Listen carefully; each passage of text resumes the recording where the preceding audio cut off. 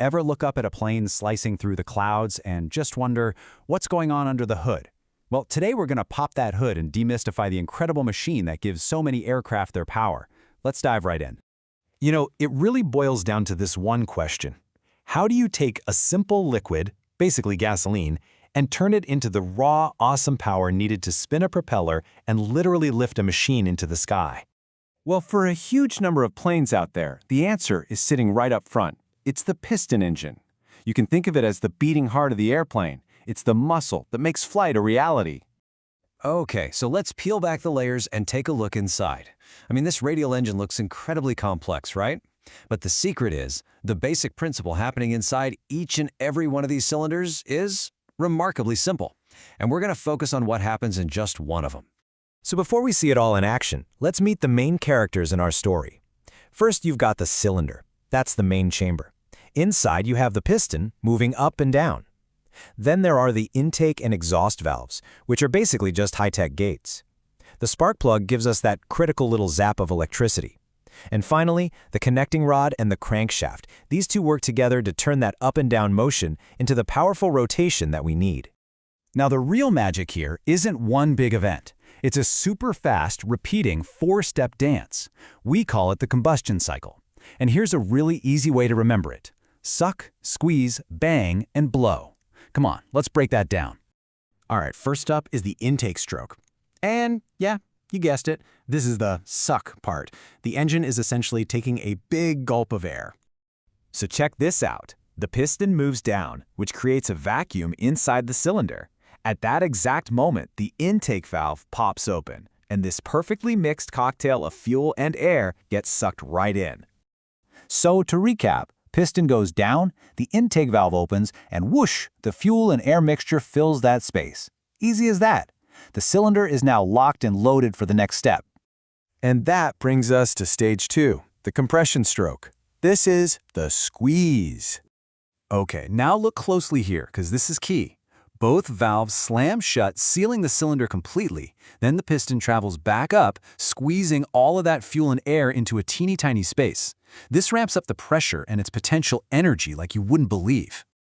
So the sequence is critical. Valves close, piston comes up, the mixture gets squeezed tight, and then, right at the peak of that pressure, a tiny little spark from the spark plug changes, well, everything.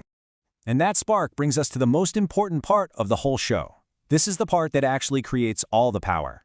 Step 3, the power stroke, or as we like to call it, the bang.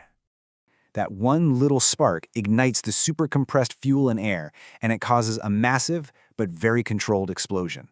The force is just incredible, and it slams that piston down with tremendous energy. This is it. This is the only part of the cycle that actually generates power. So let's just trace that energy for a second. The explosion pushes the piston pushes the connecting rod, and the connecting rod forces the crankshaft to turn, and that is the rotational force that spins the propeller. All of that from one little bang. But what happens to all the used up burnt gases? They can't just hang around. And that's where our final step comes in, the exhaust stroke, or you guessed it, the blow. So, to get the chamber ready for the next go-around, the exhaust valve opens up. The crankshaft keeps turning, which pushes the piston back up one last time, and this upward movement acts just like a plunger, forcing all those smoky, burnt gases out. So the exhaust valve opens, the intake stays shut tight, the piston rises, and boom, the cylinder is cleaned out. The engine has just exhaled, and the whole four-stroke cycle is complete. Okay, we've looked at each step on its own. Intake, compression, power, and exhaust. Suck, squeeze, bang, blow. Now, let's put it all together and see how this amazing sequence creates a continuous flow of power. And here's where it all comes together beautifully. Just watch how these four pistons work together. It's like a perfectly timed dance. While one cylinder is making power, another is taking in fuel, another is compressing, and the last one is pushing out exhaust. This perfect timing is what gives us that smooth, constant power. And there you have it. Suck, squeeze, bang, blow. This simple little four-part symphony of controlled explosions is happening thousands and thousands of times every single minute, turning a tank of fuel into the force that powers flight. And here's one last cool little fact for you. To get through that entire four-stroke cycle, to get just one single power stroke, the crankshaft actually has to spin around twice. It just shows you how much energy is packed into that one bang to keep everything else moving. It really is an elegant and incredibly reliable system, isn't it? But it depends on every single part doing its job perfectly, thousands of times a minute. Which, of course, leads to the next question. What happens when something goes wrong?